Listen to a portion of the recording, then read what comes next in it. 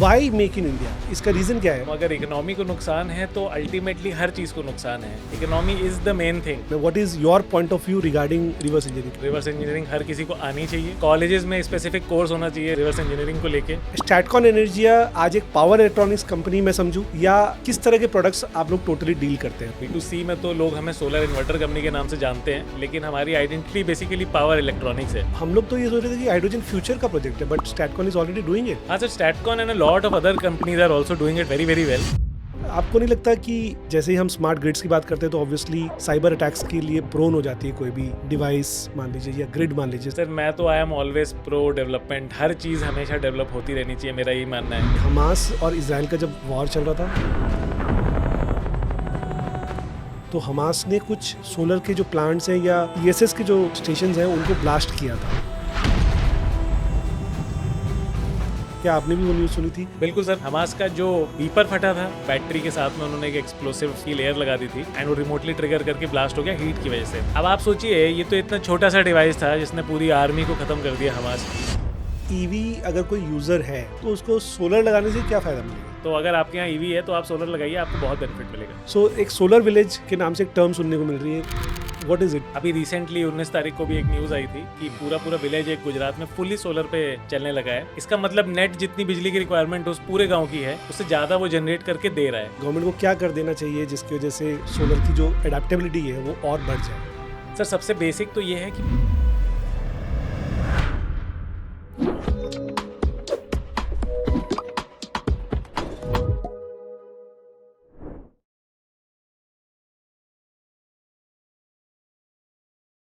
Hello everyone, welcome to another episode of the Vision Grid. Today we have another very interesting company representative here, and this company is the one which has manufactured the first grid tie inverter of India, and that was made in India product. I am amazed to welcome the young and dynamic founder here, Mr. Pranjal Pandey. Hello Pranjal ji, कैसे हैं आप? Thank you Sachin ji and thank you for having me here. मैं बहुत अच्छा हूँ। Great. सो शुरू करते हैं।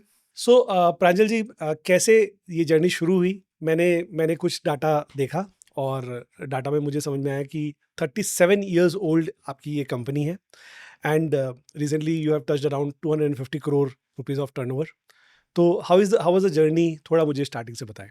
देखिए, कंपनी की शुरुआत तो बहुत पहले की है, वो तो मेरे पैदा होने से भी पहले की है, क्योंकि हमारे फादर जो हैं मिस्टर मनोज पांडे, तो हम लोग का ऐसा कोई और बिजनेस एक्सपीरियंस नहीं था उनसे पहले का। हमारे दादाजी जेलर थे। अच्छा। तो उन्होंने यहीं दिल्ली में झुग्गी झोपड़ी कॉलोनी है, आजकल उसको रीब्रांड कर दिया है सनशाइन कॉलोनी, वहाँ से स्टार्ट किया था अपना काम। तो वो जैसी पहले थी वो आज भी वैसी है, बस नाम बदल गया है।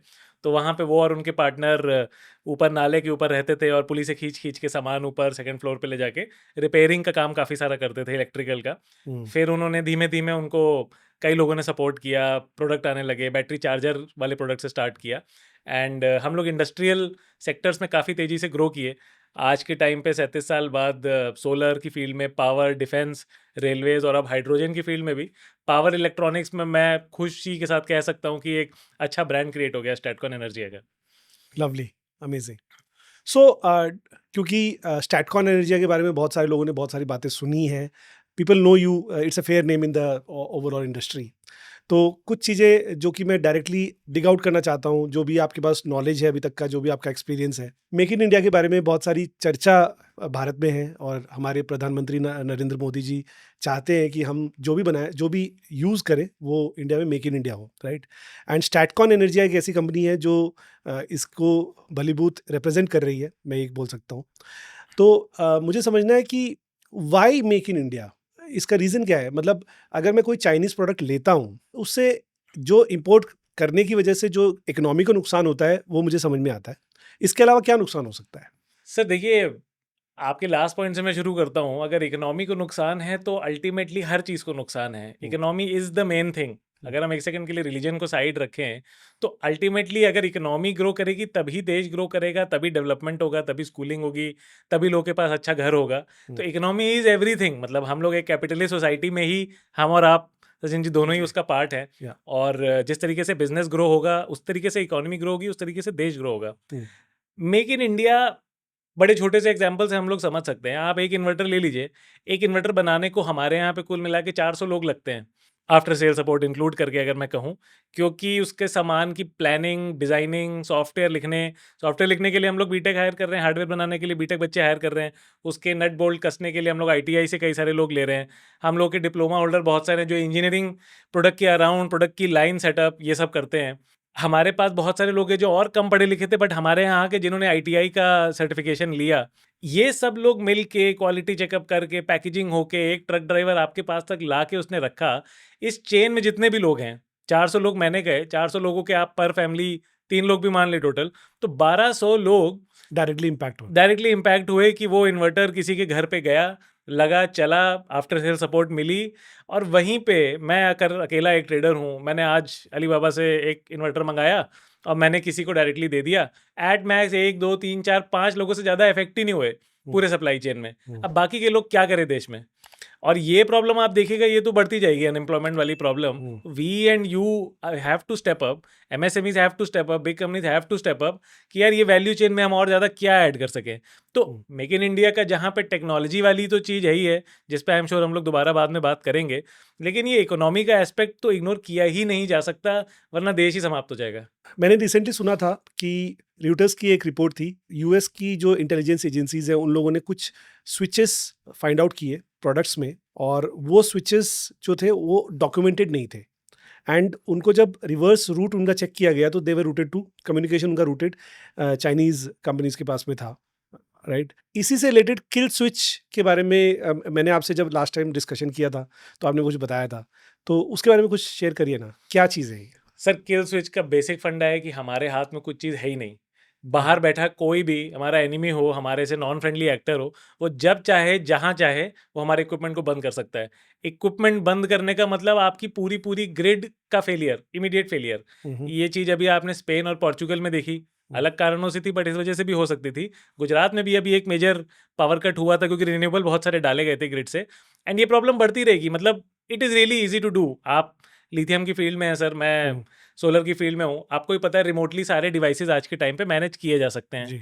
किल स्विच का बेसिक फंडा ये है कि मैं कंट्री, आप कह लें वो वाले प्रोडक्ट क्योंकि चाइना से थे, चाइना ने उसमें एक ऐसा डिवाइस लगाया था जो ग्रिड का सारा डेटा लेके चाइनीज सर्वर्स पे भेज रहा था। अब उन्हें क्यों चाहिए वो डेटा? कोई काम नहीं है उनको वो डेटा को, बट वो ले रहे थे। वो 2 काम कर सकते हैं बड़ी इजीली। एक, रिमोटली इन्वर्टर ऑफ कर दिया, रिमोटली इन्वर्टर ऑफ किया, चलिए आपने जाके ऑन कर लिया। दूसरा और खतरनाक चीज़ कर सकते हैं कि वो ग्रिड पे हार्मोनिक्स डालते रहे और जब तक पूरी ग्रिड बैठ ना जाएगी तब तक हम लोग को पता ही नहीं लगेगा कि ऐसी कोई चीज़ हुई। It is very hard to detect जब तक वो चीज़ पूरी हो ना जाए। हम अपने देश की सिक्योरिटी क्यों ऐसे किसी के भी हाथ में रखें जो देश में नहीं है, जो रिमोटली कुछ भी कर सकता है? वॉर टाइम सिचुएशन में कोई क्या करे वो हम कैसे कह सकते हैं? तो ये है किल स्विच जो लगे हैं, ये करंट खतरा है। गवर्नमेंट आगे के लिए तो रूल बनाए, बट गवर्नमेंट को रेट्रोस्पेक्टिवली पुराने इक्विपमेंट में जाके भी एक बार चेक करना चाहिए सेम चीज़। ओके, मतलब हमें ये खतरा है लिटरली कि ये किल स्विचेस से प्रॉब्लम हो सकती है। देश को बहुत बड़ा खतरा है चाइनीज इक्विपमेंट से जो आज के टाइम ग्रिड पे लगे हैं और ग्रिड से बात कर रहे हैं, वेरी सिंपली। ओके, सो एक और क्वेश्चन आता है कि रिवर्स इंजीनियरिंग को जनरली लोग गलत समझते हैं, एंड लगता है कि यार ये लोग तो R&D नहीं कर रहे हैं, रिवर्स इंजीनियरिंग कर रहे हैं, तो उसकी जो ब्रांडिंग है वो खराब कर दिया जाती है। तो आपका क्या मानना है, what is your point of view regarding reverse engineering? क्योंकि मैं जब आपसे बातें कर रहा था, मैं आपसे मिला हूँ, एंड तो आपका एक बहुत इंटरेस्टिंग पॉइंट ऑफ व्यू था, तो प्लीज़ कुछ शेयर करें। सर, मैं तो बहुत ज़्यादा फेवर में हूँ। रिवर्स इंजीनियरिंग हर किसी को आनी चाहिए, करनी चाहिए। कॉलेजेस में स्पेसिफिक कोर्स होना चाहिए रिवर्स इंजीनियरिंग को लेके। वाह। मैं तो सर पार्टी भी खोलूंगा तो उसका नाम रिवर्स इंजीनियरिंग पार्टी रखूंगा, एंड इसके पीछे मेरा पॉइंट है। हम लोग कोई भी चीज़ में जब भी रिवर्स इंजीनियर करते हैं तो हम लोग बस कोई चीज़ कॉपी नहीं कर रहे, हम उसको बनाने की पूरी विधि सीख रहे हैं। क्या नट बोल्ट यूज़ हुआ, क्यों यूज़ हुआ, छोटा सा प्लेन वॉशर लगता है और एक स्प्रिंग वॉशर लगता है, आपकी बैटरी में भी लगता है। स्प्रिंग वॉशर क्यों लगा? स्प्रिंग वॉशर इसलिए लगा क्योंकि यार चीज़ हिलते हुए जाएगी तो स्प्रिंग वॉशर वाइब्रेशन ले लेगा। ये चीज़ हमने सीखी, अब हम सीख गए। अब हम कोई भी प्रोडक्ट डिज़ाइन करेंगे तो हम उसमें स्प्रिंग वॉशर लगाएंगे क्योंकि हमें पता है यार इसका मूवमेंट होगा। ऐसे ही सर्किट है, कोई सा भी प्रोग्राम, उसमें क्या लिखा गया है। Firstly it is important to understand कि इसमें चीज़ पूरी बनी कैसे। आप कोई भी एग्जांपल ले लें, मैं कह रहा हूँ आप एक सिंपल इन्वर्टर ले लें, देखिए मैं उस फील्ड का हूँ तो मैं वही बताऊंगा। कोई आपने एक कागज़ पे पढ़ा है आज तक कि इन्वर्टर में ये एज ब्रिज लगा, ये कन्वर्टर लगा, इस तरीके से पूरी चीज़ चली। आप किसी बीटेक स्टूडेंट को बोल दो कि यार अच्छा आओ इन्वर्टर मेरा ठीक कर दो, ठीक है, बेकार क्वेश्चन है, बट आप हम्म, एक्सपेक्ट करोगे ना आपके घर का कोई इलेक्ट्रिकल पड़ गया है तो इन्वर्टर ठीक कर ले, वो कर ही नहीं पाएगा, उसने कभी खोल के नहीं देखा, उसे हम्म, पता ही नहीं ये सर्किट क्या करता है, ये सर्किट क्या करता है, उसने बेसिक पढ़ा है। रिवर्स इंजीनियरिंग से हम एक इंडस्ट्रियल प्रोडक्ट को समझेंगे कि जिसने बनाया है उसने प्रोटेक्शन सर्किट क्या लगाया है, उसने मिनिमाइज कैसे की है कॉस्ट, उसने इस तरह से कैसे बनाया कि ये मास प्रोड्यूस हो पाए मेरा जो इक्विपमेंट है। उसको सीखने के बाद मैं तो चाहता हूँ कि इंजीनियरिंग के बच्चों को बोला जाए कि यार हार्डवेयर तुम कॉपी करो पूरा पूरा, सॉफ्टवेयर लिखना सीखो उसके ऊपर पूरा अपने कार्ड का, क्योंकि वो तो कॉपी नहीं हो सकता। आप अपना कंट्रोल कार्ड लगा के अगर पूरा इक्विपमेंट चला पाए तो बहुत अच्छा है। मतलब ये इसी में बीटेक की उपाधि मिल जानी चाहिए बच्चों को, 4 साल का कोर्स है अपने आप में रिवर्स इंजीनियरिंग। और फिर आप उस सर्किट को इम्प्रूव कीजिए, फिर आप उसको पेटेंट कराइए, और अगर आप में वाकई में बूता है तो फिर आप एंटरप्रेन्योर बनिए, फिर आप उस प्रोडक्ट को मास प्रोड्यूस करिए। तो यही तरीका है सर, चाइनीज़ भी ऐसी ग्रो किए और हम लोग को भी ऐसी ग्रो करना चाहिए। It is a simple blueprint we all should follow. Lovely, that's an interesting point of view. Statcon Energia आज एक पावर इलेक्ट्रॉनिक्स कंपनी मैं समझूं, या किस तरह के प्रोडक्ट्स आप लोग टोटली डील करते हैं, थोड़ा डिटेल बताइए। सर देखिए, अभी आजकल B2C में तो लोग हमें सोलर इन्वर्टर कंपनी के नाम से जानते हैं, लेकिन हमारी आइडेंटिटी बेसिकली पावर इलेक्ट्रॉनिक्स है। पावर इलेक्ट्रॉनिक्स का मतलब कन्वर्जन है किसी भी तरीके का, AC DC हो जाए, DC DC हो जाए या DC AC हो जाए, इतनी ही टाइप की कन्वर्जन होती है और कोई चौथी नहीं होती है। जितने भी दुनिया के एप्लीकेशंस हैं, अप्लाइंसेज हैं, कोई भी इक्विपमेंट है जहाँ इलेक्ट्रॉनिक्स यूज़ हो रही है, वहाँ पे पावर तो यूज़ हो ही रही है, जो पावर सप्लाई इलेक्ट्रॉनिक्स को पावर करती है। और ये फ्यू वाट में भी होती है जो आपके मोबाइल चार्जर में होती है, किलोवाट में होती है जो आपके घर में होती है, और ये मेगावाट में भी होती है जो पूरे पूरे शिप चलाती है, प्लेन चलाती है, रॉकेट उड़ाती है, तो मेगावाट में भी होती है। जी। तो मेरा एम यही है, और हम ये कर भी रहे हैं एक हद तक, कि हम इन सारी फील्ड्स में कहीं ना कहीं अवेलेबल हों। तो Okay. देश में पावर इलेक्ट्रॉनिक्स की रिक्वायरमेंट हमेशा ही रहेगी, और ये बढ़ रही है, क्योंकि जैसा आपको पता है एआई का जैसे जैसे बढ़ता जाएगा, डेटा सेंटर बढ़ेंगे, एआई की कैपेबिलिटीज़ बढ़ाने के लिए बहुत सारी इलेक्ट्रॉनिक्स आज के टाइम पे दुनिया में चालू होगी। हम्म, वहाँ हमें एज अ देश पावर इलेक्ट्रॉनिक्स में बहुत सारी निपुणता पानी चाहिए, हम्म, ताकि हम एटलीस्ट उसके कुछ वैल्यू चेन में हमारा पार्ट हमेशा रहे, हम्म, फ्रंट एंड में भी रहे और बैक एंड में जितना इलेक्ट्रिकल वाला पार्ट रहे वो भी हमारे हाथ में रहे। तो Statcon energy as a power electronics company hmm. कहीं ना कहीं यही देखती है कि यार देश में ग्लोबल लेवल के पावर इलेक्ट्रॉनिक्स बनने चाहिए। ग्रेट। अभी मैं समझूं तो स्टैटकॉन एनर्जिया एक पावर इलेक्ट्रॉनिक्स कंपनी है, तो इसके अंदर क्या क्या प्रोडक्ट्स, अगर मैं 80% आपका जो बिजनेस है वो कौन से प्रोडक्ट से आता है? सर देखिए, 60% करीब करीब पूरा सोलर से आता है, एंड उसके बाद मैं कहूँगा पावर, डिफेंस, रेलवेज और हाइड्रोजन, ये सब 20% ईच पे आप कहीं ना कहीं लेके चल लें। डिफेंस में, हाइड्रोजन में, पावर सेक्टर में मेरा तो बहुत सिंपल प्रोडक्ट है, मेरे लिए सेम प्रोडक्ट है। वो बेसिकली एसी को डीसी में कन्वर्ट करते हैं। तो हम लोग नॉर्मली सोचते हैं कि यार डीसी की ज़रूरत ही क्या है, एसी से सब कुछ चल रहा है हमारा, एसी करंट की मैं बात कर रहा हूँ। लेकिन आपके ये जो भी एप्लीकेशंस हैं, अप्लाइंसेज हैं, मोबाइल है, टीवी है, अल्टीमेटली सारी चीज़ें डीसी पे हैं। हम्म, तो होता वही है कि बेसिकली ग्रिड से एसी आ रही है और आपको अपने अप्लाइंसेस चलाने के लिए डीसी चाहिए। हम्म, तो कन्वर्जन तो देखिए हम हमारे बिना देखे भी पूरी दुनिया में चल ही रहा है, बहुत सारा कन्वर्जन। हम्म, तो बाकी सारे AC to DC, DC DC, ये एक तरह से अलग हो गया। और सोलर का जितना भी पार्ट है उसमें सोलर भी कन्वर्ट हो रहा है, उसमें आपके अप्लाइंसेस को भी जा रहा है, तो वो मेरा एक पूरा अलग पार्ट हो गया, हम्म, जो कि अगेन आज के टाइम पे रिन्यूएबल का क्लाइमेट देखते हुए it is a major thing for us. Okay. So आपने हाइड्रोजन मेंशन किया। जी। हाइड्रोजन से रिलेटेड मेरा एक क्वेश्चन है। अभी रिसेंटली मैं एक न्यूज़ पढ़ रहा था, और उसमें स्टैटकॉन एनर्जिया का नाम आया था, जिसमें एनटीपीसी की कुछ बसेस लेह में 4 बसेस या कुछ डिप्लॉय हुई थी, और वो नाइट्रोजन से चलने वाली बसें हैं। तो उसमें आप लोगों ने कुछ पार्ट सप्लाई किए थे, ऐसा कुछ मेरे पास न्यूज़ था। हाँ, हाइड्रोजन से चलने वाली वो बस थी, हाँ जी। और उसमें हमारा इक्विपमेंट लगा हुआ है। वो एक्चुअली बहुत अच्छा प्रोजेक्ट है। तो वाह। आप आजकल ग्रीन हाइड्रोजन का नाम सुनते हैं। हम्म, तो ग्रीन हाइड्रोजन में ग्रीन का मतलब बेसिकली है कि रिन्यूएबल एनर्जी से जनरेट हुई हुई हाइड्रोजन। ओके। तो वहाँ बहुत बड़ा सोलर का प्लांट लगता है जिससे बिजली आती है। हम्म, हमारा इक्विपमेंट उस बिजली को यूजेबल डीसी में कन्वर्ट करता है, बे सेम प्रिंसिपल पे जो हमने बचपन में पढ़ा था कि पानी के ग्लास में करंट आप दौड़ाओगे तो हाइड्रोजन और ऑक्सीजन निकलती है। तो वही अब बट मेगावाट स्केल में, अब वो कमर्शियल स्केल पे आ गई ये चीज़। हम्म, तो हमारा इक्विपमेंट हाई पावर डीसी देता है इलेक्ट्रोलाइजर को, एंड इलेक्ट्रोलाइजर में से ऑक्सीजन और हाइड्रोजन निकलती है। यहाँ पे जो इलेक्ट्रोलाइजर था वो भी मेड इन इंडिया था, हमारा जो पावर सप्लाई है वो भी मेड इन इंडिया थी, और सोलर का पूरा प्रोजेक्ट भी मेड इन इंडिया, जो कि आप बता रहे हैं एनटीपीसी का, तो ये भी एनटीपीसी का था। तो आप सोचिए लेह जैसे इकोनॉमिकली जो इन्वायरमेंटली थोड़ा सेंसिटिव जोन है, हम्म, वहाँ पे ये बहुत बेहतरीन प्रोजेक्ट है। वरना इससे पहले सब डीजल की बस फ्यूम्स छोड़ रही है, वहाँ पे ग्लेशियर से सेंसिटिव, उनको इफेक्ट करती है। तो उसकी बजाय hydrogen is a very very clean alternative. Okay. तो अब वो बसें आराम से घूम रही है। तो ये तो एक पायलट प्रोजेक्ट टाइप का था, ओके। लेकिन उसकी सक्सेस के बाद अब आप देखिएगा बहुत इस टाइप की टेक्नोलॉजी एडॉप्शन और बढ़ जाएगा वहाँ पे। वाओ! सो हम लोग तो ये सोच रहे थे कि हाइड्रोजन फ्यूचर का प्रोजेक्ट है, but Statcon is already doing it. हाँ sir, Statcon and a lot of other companies are also doing it very very well. Okay. तो देश में इंक्वायरीज बहुत बड़ी बड़ी चल रही हैं, पोर्ट्स पे ऑलरेडी बहुत बड़े सेटअप होने शुरू हो गए हैं। अच्छी चीज़ क्या है ना, this is a disruptive technology hmm. And you know about disruptive technologies because आप भी लेड एसिड से लिथियम पे एकदम से अंदर करेक्ट। घुसे। तो वैसे ही सिमिलरली जहाँ तेल, डीजल, अलग अलग टाइप के फ्यूल, फॉसिल फ्यूल चल रहे थे, वहाँ hydrogen is a disruptive technology.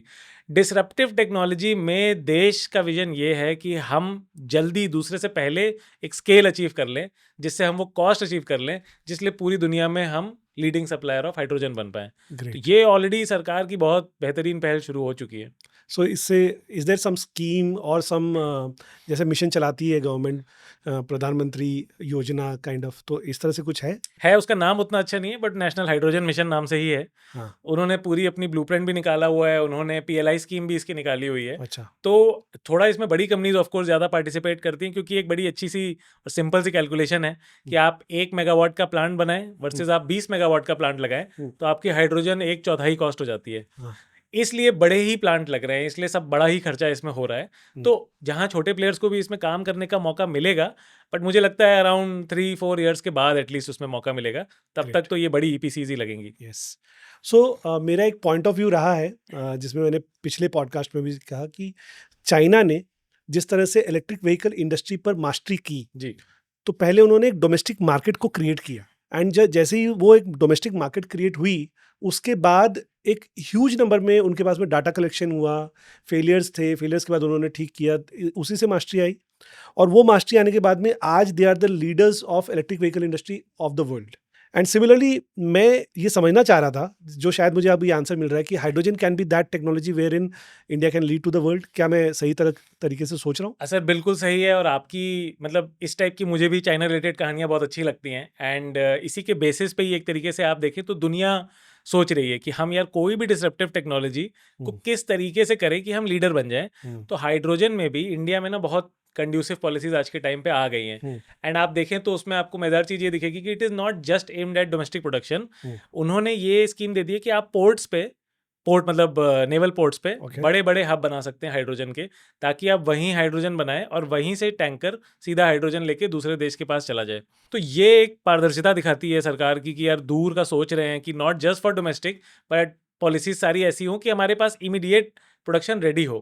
Hydrogen की पाइपलाइंस अलग होती हैं, वो भी साथ साथ बननी शुरू हो गई हैं। हाइड्रोजन की मिक्सिंग एलपीजी में वो भी साथ साथ शुरू हो गई है। तो काफ़ी मल्टी प्रोंग्ड अप्रोच है, जो कि मैं ऑनेस्टली अपनी फील्ड में पहली बार देख रहा हूँ कि इतना सोच के किसी ने समझदारी से ये वाली चीज़ निकाली है। And it will immediately benefit a lot of people. Domestic consumption की अगर मैं बात करूँ तो इंडिया में स्टील की प्रोडक्शन में बहुत हाइड्रोजन लगता है और अमोनिया की प्रोडक्शन में बहुत हाइड्रोजन लगता है। और ये देश में बहुत बड़ी रिक्वायरमेंट है। खेती और स्टील दोनों बहुत बड़े ग्रोथ सेक्टर हैं। उन दोनों में सबसे पहले हाइड्रोजन आएगी। और उसमें जो डेटा की आप बात कर रहे थे, डेटा कलेक्शन की, वो इनसे सफिशिएंट डेटा कलेक्शन एक हद तक हो जाएगा। और उसके बाद हमें आपको अपनी गाड़ी में मे बी होपफुली 5 साल 7 साल के बाद में डालने के लिए हाइड्रोजन मिले, जो कि मेरे हिसाब से दुनिया में एट द लोएस्ट रेट होनी चाहिए। Lovely, wow. सो अगर मैं 2035 की बात करूं, तो फिलहाल ऑब्वियसली थोड़ा सा ऑफ टॉपिक हो रहा है, बट बहुत ही इंटरेस्टिंग है, इस वजह से मैं पूछ रहा हूँ। 2035 में हाइड्रोजन के मामले में आप कहाँ देख रहे हैं कि किस तरह की यूसेज होगा? क्या इलेक्ट्रिक व्हीकल्स की वजह से क्या सब जगह इलेक्ट्रिक व्हीकल्स चल रहे होंगे? क्या हाइड्रोजन व्हीकल्स ज़्यादा चल रहे होंगे, या किस तरह की यूसेज में हाइड्रोजन आ चुका होगा? सर देखिए, 10 साल बाद की आपने बात कही है, तो मैं ट्रेंड बैटरी का अलग तरीके से आपको देख के बताता हूँ। मुझे तो लगता है कि दोनों चल रहे होंगे एक टाइम तक, और दोनों इसलिए चल रहे होंगे क्योंकि बैटरीज में बहुत तेज़ी से रेवोल्यूशन आते ही रहते हैं। हर कुछ साल में टेक्नोलॉजी एकदम से बहुत तेज़ी से चेंज भी होती है।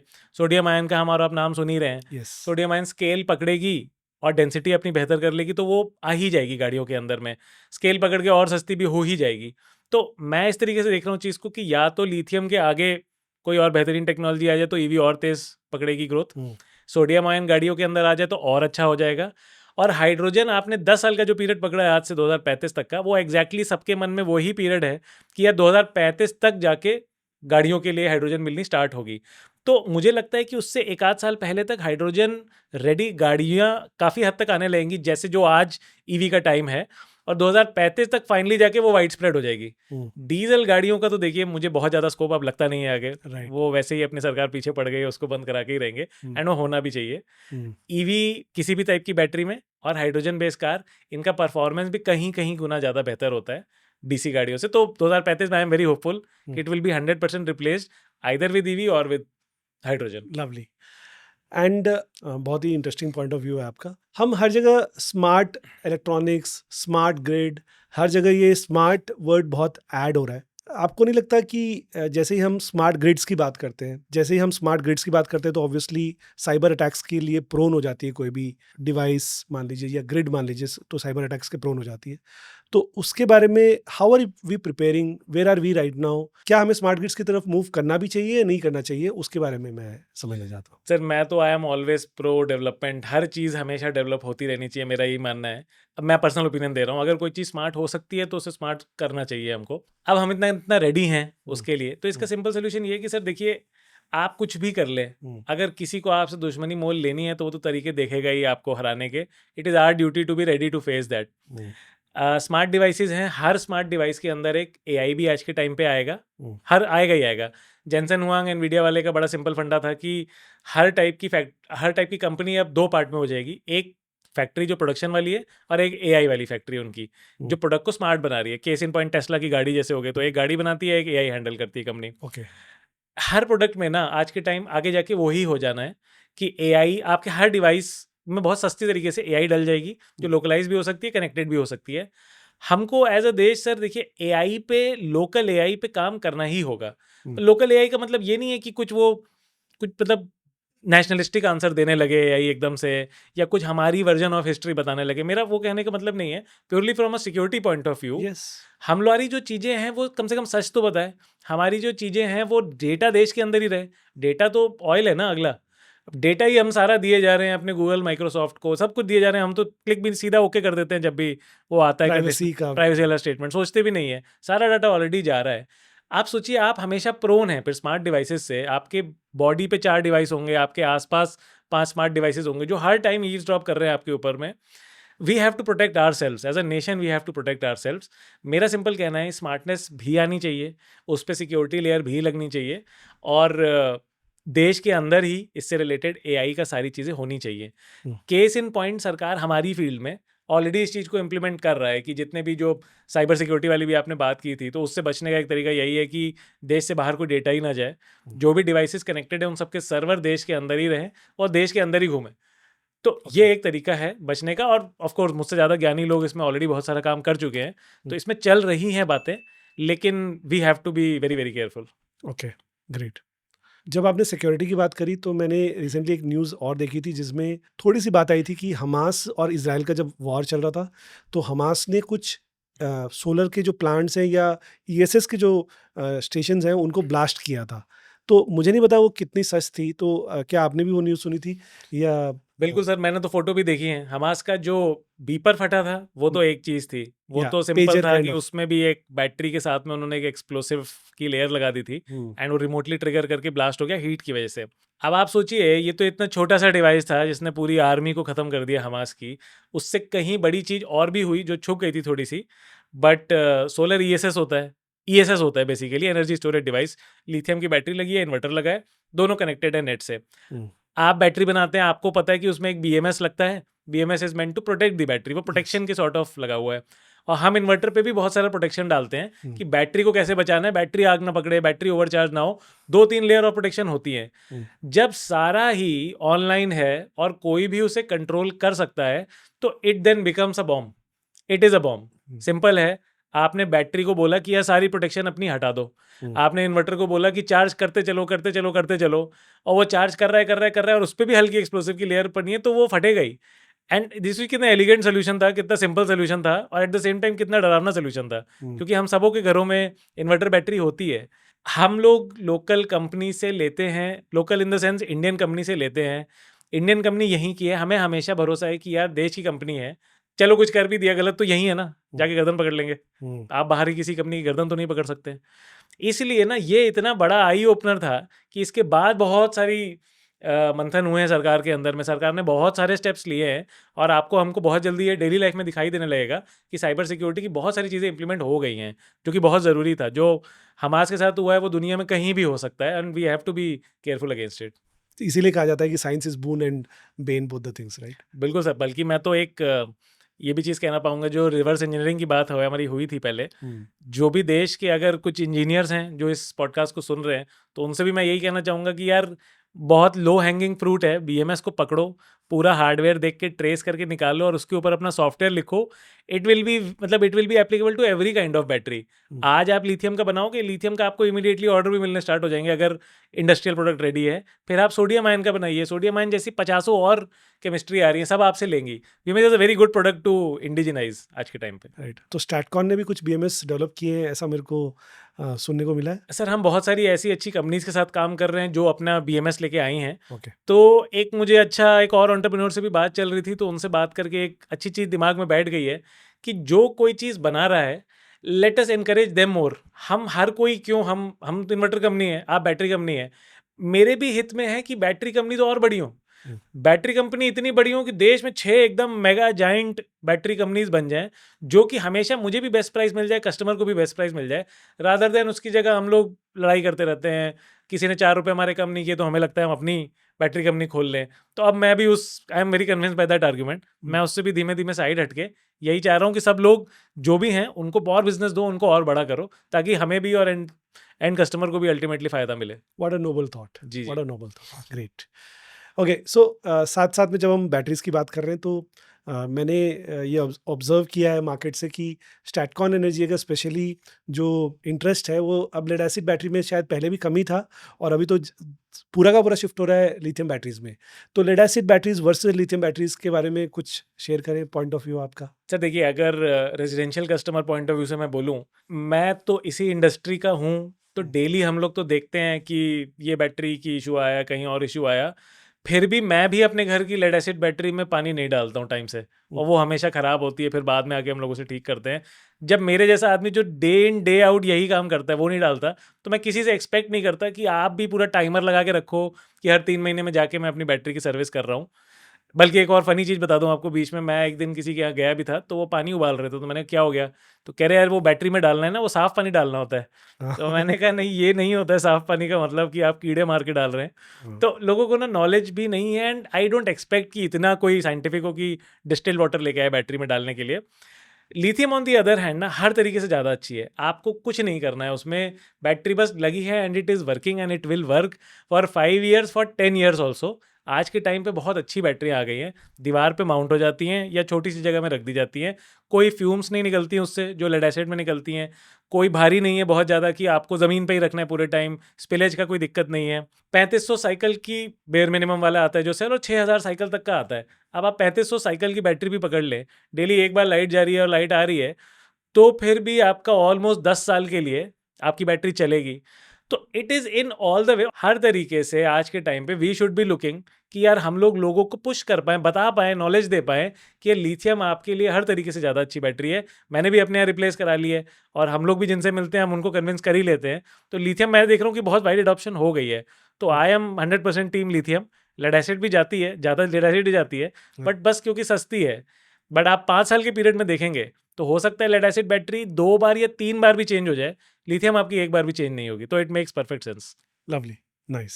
सो प्रांजल जी, मेरा ये मानना है कि स्टैटकॉन एनर्जिया एक बहुत ही नॉलेजेबल कंपनी है। I have visited your plant by the way, तो उस दिन शायद आप नहीं थे, जी। And I have visited the plant. बहुत ही बेहतरीन प्लांट आपका है। एंड जितने सबसे इंटरेस्टिंग मुझे जो बात लगी वो ये लगी कि जितने लोग थे, जितने लोगों से मैं मिला, हर व्यक्ति को technically they were very very sound, right. So मेरा टेक्निकल की जब बात आती है तो आपसे एक मेरा पर्सनल सवाल है वैसे, लेकिन मेरी ऑडियंस को भी फायदा होगा कि सोलर लग रहे हैं, दुनिया भर के सोलर, और पीएम सूर्य घर योजना से और भी सोलर लग रहे हैं। बहुत सारे ग्रिड टाई इन्वर्टर्स लग रहे हैं, जिसमें कि दिन में जितनी भी बिजली जनरेट होगी उसमें से कुछ हिस्सा दिन में यूटिलाइज होगा, क्योंकि दिन में तो यूटिलाइजेशन कम होता है। और रिवर्स मीटरिंग की वजह से लोग बेनिफिट लेना चाहते हैं, तो सारा जो एक्सेस पावर है वो ग्रिड पे ट्रांसफर हो जाता है, राइट। एंड रात को हम एक्सट्रैक्ट करना चाहते हैं। पूरी जो यूसेज है, ज़्यादातर जो यूसेज है वो नाइट की यूसेज आएगी लोगों के पास में। तो इससे ग्रिड पे क्या इम्पैक्ट पड़ेगा? मतलब ग्रिड पे इसका कोई पॉजिटिव इम्पैक्ट मुझे नहीं दिख रहा है, बट क्या होगा, मैं आपसे टेक्निकली आपसे समझना चाहता सर एक्चुअली ये काफ़ी डेंजरस सिचुएशन एक ऑलरेडी बन गई है हूँ। और हमारे में बाद में बनी है, विदेश में पहले ही बन चुकी थी क्योंकि वहाँ पे सोलर और पहले आया था। तो होता क्या है कि हमारी थिंकिंग यही है कि ग्रिड टाई में मेरा जो ग्रिड है वो बैटरी की तरह है। अगर मैं अपने एज अ कंज्यूमर की बात करूं, मतलब कि दिन में जो भी मेरी एक्स्ट्रा बिजली हुई वो मैंने ग्रिड में डाल दी बैटरी की तरह, और रात में जब मैं घर आया तो मैंने वापस ड्रॉ की। अब नेट मीटर है, उसने काउंट कर लिया कि आपने 5 यूनिट दिन में दी थी और 6 यूनिट आपने रात में ड्रॉ करी, तो 1 यूनिट आपका एक्स्ट्रा आज का हुआ। सो ऑन द पेपर मतलब साउंड्स गुड, लेकिन होता क्या है एक्चुअली कि जैसे रेजिडेंशियल इतने सारे हैं, 1 करोड़ हाउस होल्ड्स में लगना है, सब दिन के टाइम सोलर लगा रहे हैं। ज़्यादातर घरों में दिन में लोग नहीं होते हैं घर में, वो जाते हैं ऑफिस में, या एक आधा लोग होते हैं तो कम लोड होता है, रात में आते हैं तो लोड बढ़ जाता है।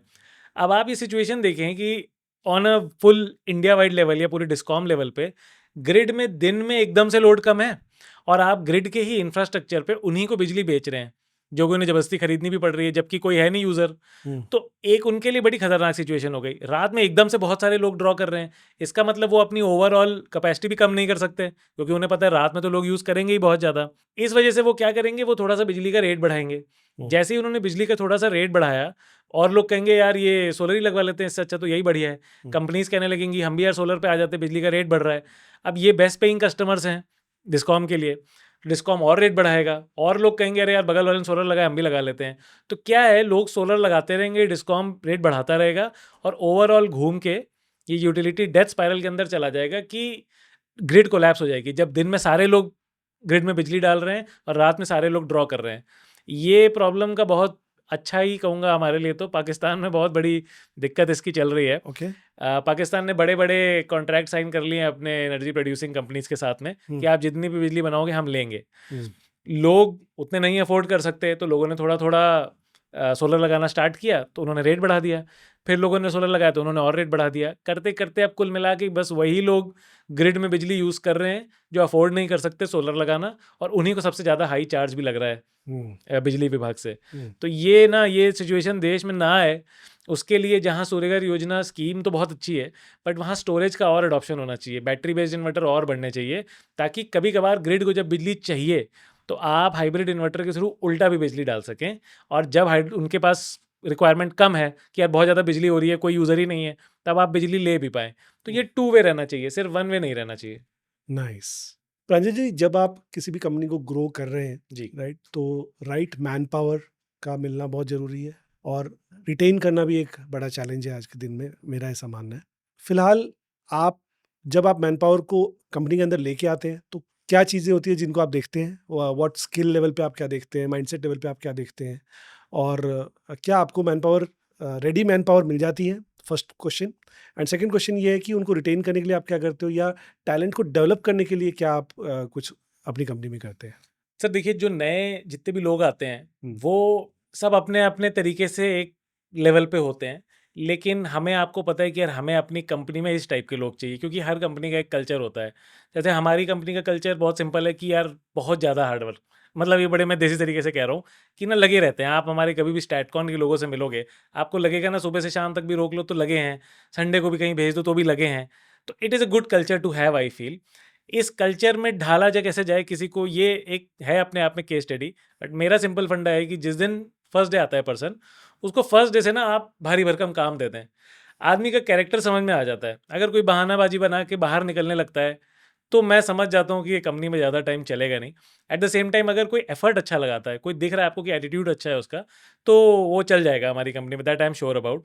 Technical knowledge on the other hand, तो देखिए वही है फंडा कि किसी सीईओ से पूछा गया कि यार आप इतनी ट्रेनिंग दे रहे हो लोगों को, अपने वो छोड़ के चले गए तो कहता है कि what if we don't train them and they stay, तब क्या होगा? तो वही फंडा है बेसिक वाला। ट्रेनिंग तो सर आपको देखिए देनी ही पड़ेगी। आपको लगे कि कम ट्रेनिंग के थ्रू मैं पर्सन को रखे रहूँ, वो मे बी ऑटोमेटिकली ग्रो हो जाए, तो वो तो शायद ही कहीं होता है, कहानियों में भी नहीं होता है। तो ट्रेनिंग देना बहुत ज़रूरी है, उनको काम का एहसास दिलाना बहुत ज़रूरी है, जिम्मेदारी का, कि यार आप जो भी कर रहे हो उससे क्या इफेक्ट पड़ रहा है कुल मिला के जाके। जैसे डिफेंस के लोगों में हम लोग हमेशा ये फीलिंग ज़रूर डालते हैं कि यार तुमने नट सही से कसा, अगर तुम्हारा तार अच्छे से लगा है, तो यही वो इक्विपमेंट है जिससे नेवी को, शिप को पावर मिल रही है अल्टीमेटली, जिससे उनकी बैटरी चार्ज हो रही है, जिनसे जब वो लड़ाई पे जाएंगे और वो बटन दबाएं तो परफेक्टली काम करे, जिससे मिसाइल निकाल के जाके गिरे।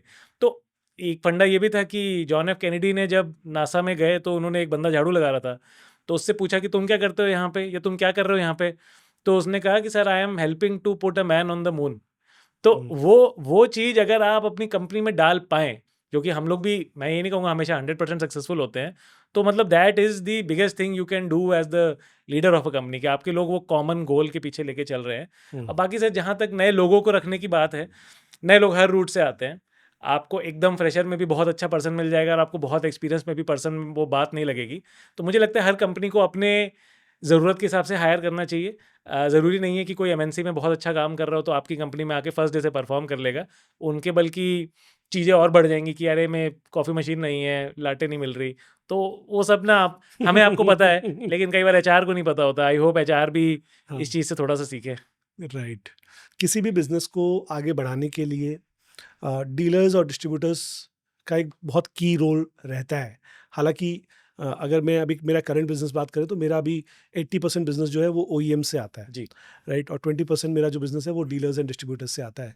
लेकिन फिर भी अगर अच्छे डीलर्स और डिस्ट्रीब्यूटर्स हों तो it can give a blast to my business, काफ़ी बड़ा बिजनेस हो सकता है, राइट। तो अगर मैं स्टैटकॉन की बात करूं तो किस तरह के लोगों के साथ आप काम करना पसंद करते हैं? अगर स्पेसिफिक आप बता पाएंगे कि मैं ये 3-4 स्किल अगर मुझे मिल जाए तो मतलब मैं सब कुछ इन्वेस्ट कर दूंगा उस डीलर या डिस्ट्रीब्यूटर के ऊपर। मैं जस्ट 1 सेकंड और लूँगा इससे पिछले की चीज़ बताने में। मैं जब कॉलेज से निकला था, तब मैं हमेशा सोचता था कि यार मैं ऑनलाइन खरीदता हूँ, तो लोग भी सब कुछ ऑनलाइन ही खरीदेंगे। हाँ, धीमे-धीमे हमें भरोसा हो जाएगा कि सब कुछ ऑनलाइन ही खरीदना चाहिए। अभी भरोसे की दिक्कत है। जैसे-जैसे रिलायबिलिटी बढ़ जाएगी अमेज़न, फ्लिपकार्ट की, तब हमारी 100% सेल वहीं हो जाएगी। मैं आया कंपनी में तो मैं काफ़ी छटपटाया ऑनलाइन चैनल सेटअप करने के लिए, सारी चीज़ें की, और फिर मुझे समझ में आया कि मैं एकदम ही गलत था। हम्म, ऑफलाइन डीलर डिस्ट्रीब्यूटर का जो नेटवर्क है देश का, वो एक बड़ी बैकबोन है, जिसके थ्रू हम आपको मटेरियल कुछ भी मिल पाता है। हम्म, हमें इसको नज़रअंदाज कभी नहीं करना चाहिए, हमें इन लोगों को बहुत प्रमोट करना चाहिए। हमारी आपकी जो फील्ड है, वो थोड़ी इस टाइप की है कि कोई कस्टमर आए हम्म, और डीलर उससे बोल दे कुछ, मतलब नॉन टेक्निकल सा बोल दे, कुछ बोल दे यार लेड एसिड बहुत अच्छी है आपके लिए। तो देखिए, एंड कस्टमर आज के टाइम पे ऐसा तो है नहीं, नॉलेज नहीं है। वो आया है कुछ सोच के कि यार मेरे को घर में ये चलाना है, तो मैं जाके माँगूँ। तो वहाँ पे अगर डीलर उसे कुछ ऐसी चीज़ बोल दे जो भनक लगे ना एंड कस्टमर को, यार ये टेक्निकल नहीं है, तो वो नहीं लेगा आपसे, वो नहीं ही लेगा। उसे चाहिए कि जब मैं आ रहा हूँ ना, तो मेरी पूरी नॉलेज की पूर्ति भी हो और सामान की पूर्ति भी हो, आप दोनों चीज़ें फुलफ़िल कर पाएँ। जिसके लिए आज के टाइम का बेस्ट डीलर और बेस्ट डिस्ट्रीब्यूटर वो हैं, जिनको जो सब्जेक्ट मैटर की नॉलेज हो अपनी।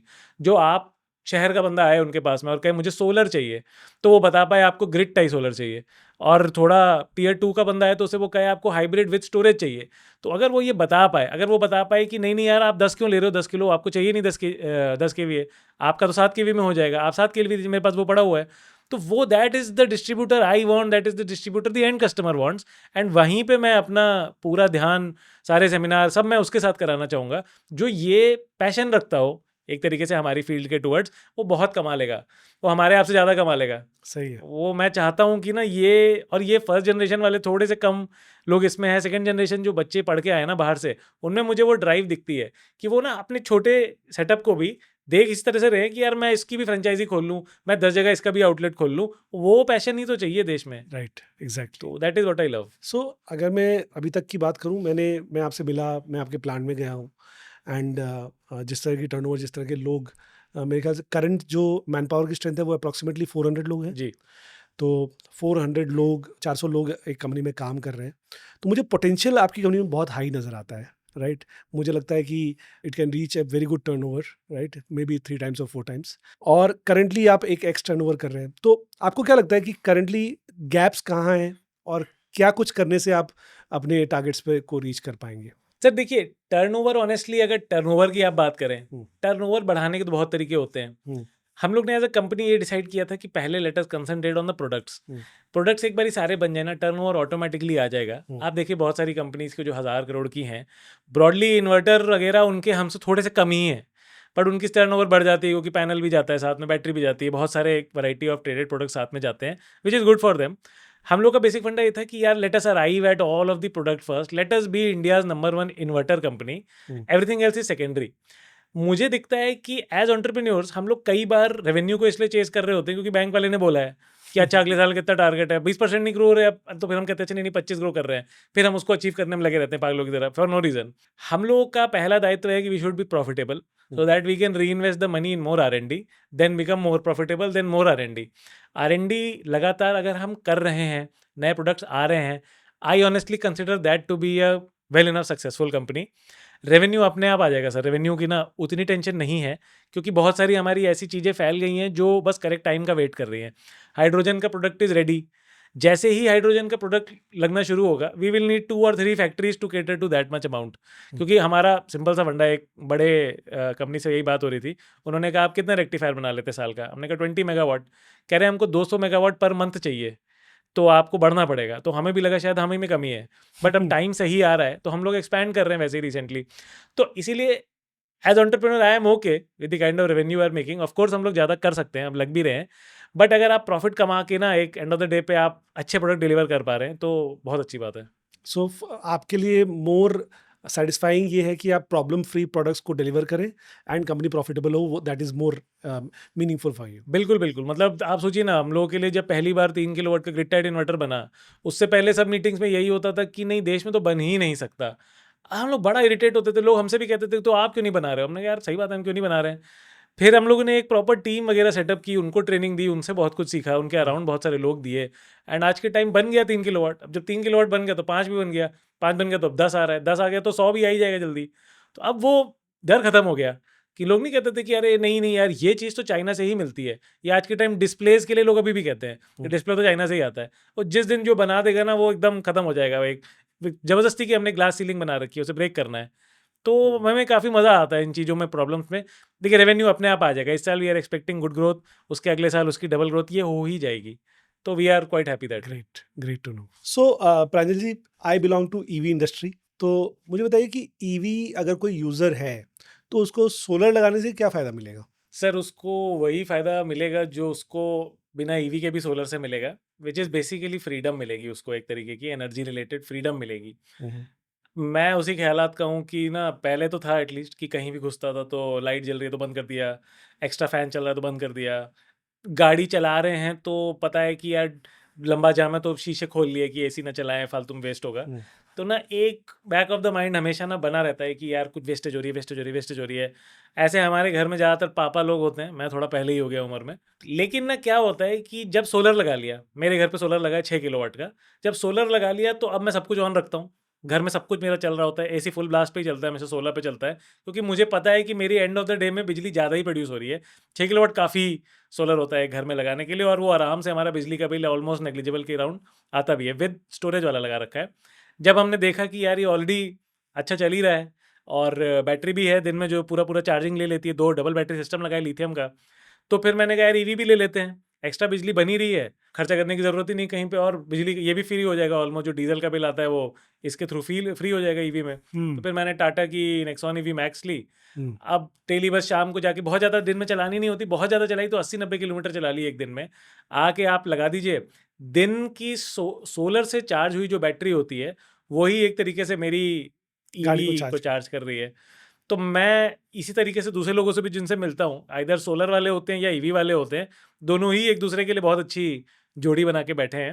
एंड आई एम श्योर ये टाटा वालों ने भी रिकॉग्नाइज कर लिया, क्योंकि उनके टेलीकॉलिंग के मैसेजेस आते हैं कि आपने गाड़ी खरीदी है तो आप सोलर भी हमसे लगा लीजिए। क्या बात तो है! ये it is a thing, and it cross is a selling thing हो रही जो है। It will always work, it will always work. तो अगर आपके यहाँ ईवी है तो आप सोलर लगाइए, आपको बहुत बेनिफिट मिलेगा।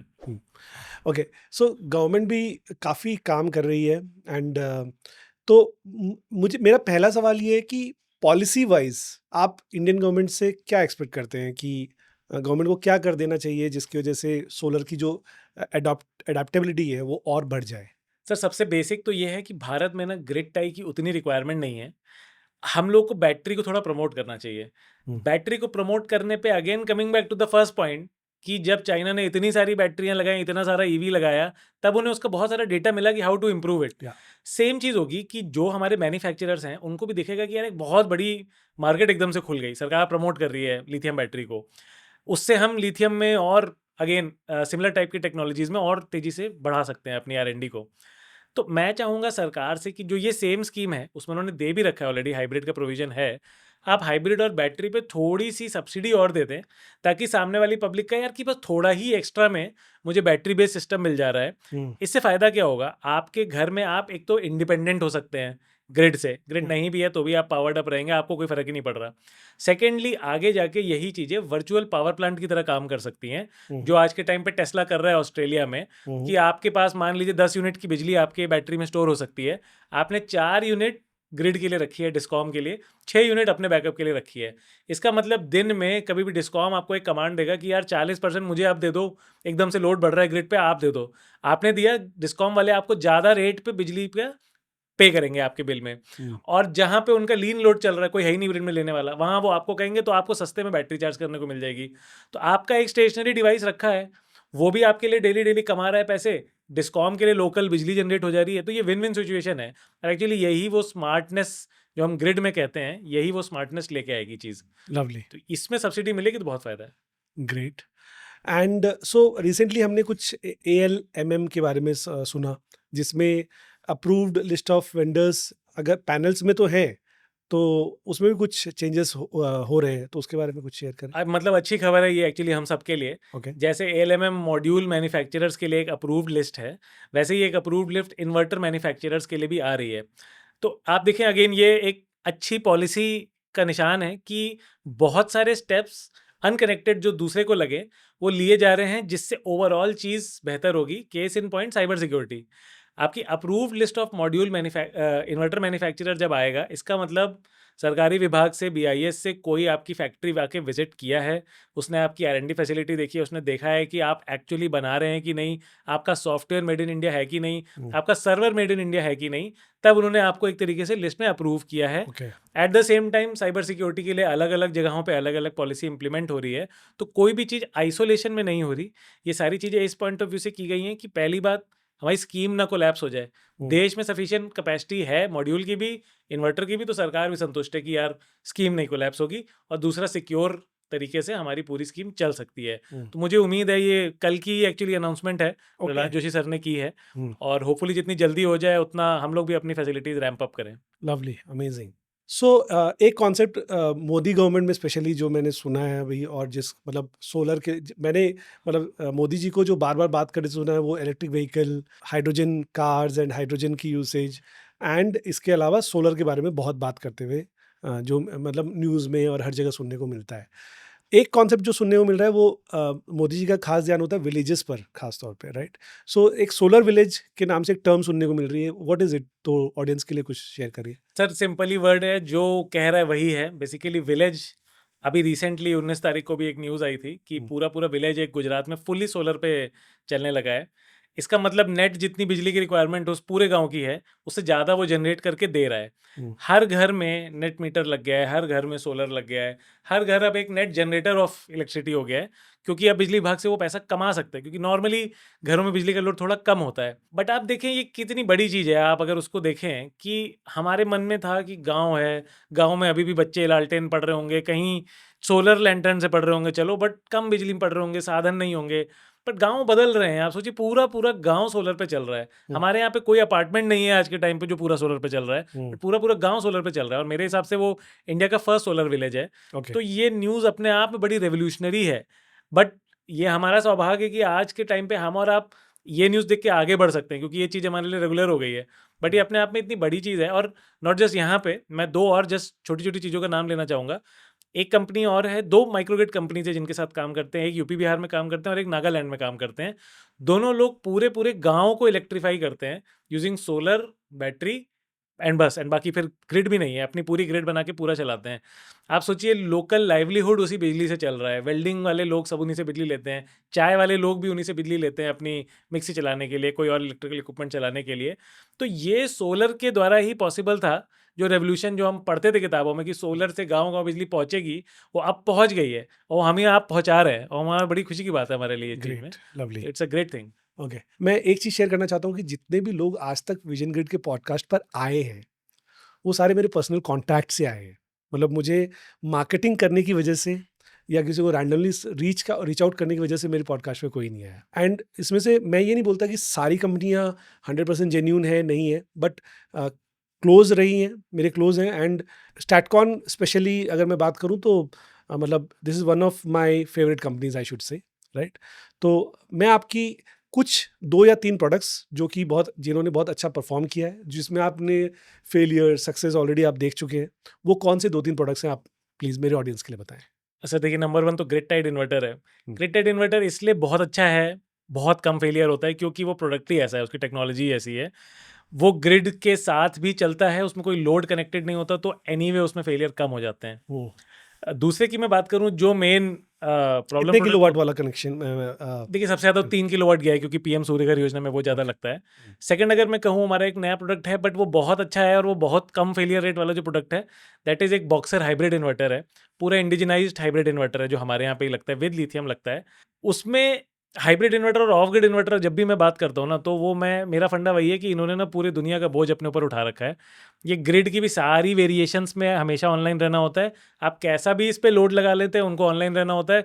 सोलर कैसा भी आ रहा हो, बैकअप कैसा भी आ रहा हो, इन्वर्टर नहीं बंद होना चाहिए। तो to achieve all of that बहुत सारी R&D लगती है, जो बहुत सारी सेफ्टी फीचर लगते हैं। हम्म, हम लोगों ने एक तरीके से वो इस नए इन्वर्टर में करके दिखाया है, जो पुराने में कुछ भी फील्ड से इशू आता था, सब देख के उसको सजा सवार के ये प्रोडक्ट जो हमारा नया बना है, अब उसमें कुछ भी फेलियर रेट नहीं है। ऑनेस्टली हम्म, फील्ड में बहुत अच्छे से चल रहा है। एंड लास्टली मैं कहूँगा, एक और ESS प्रोडक्ट है, एनर्जी स्टोरेज सिस्टम आप कह लें उसको। उसमें इन्वर्टर भी है और बैटरी भी है।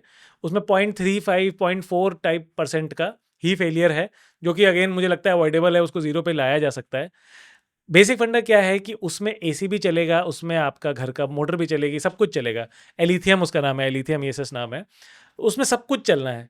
उसमें बैटरी भी इनबिल्ट ही है, तो बैटरी की भी गर्माहट कितनी हो रही है, ठंडी कितनी हो रही है, साइकिल कितने हो रहे हैं, वो सब भी काउंट करना है।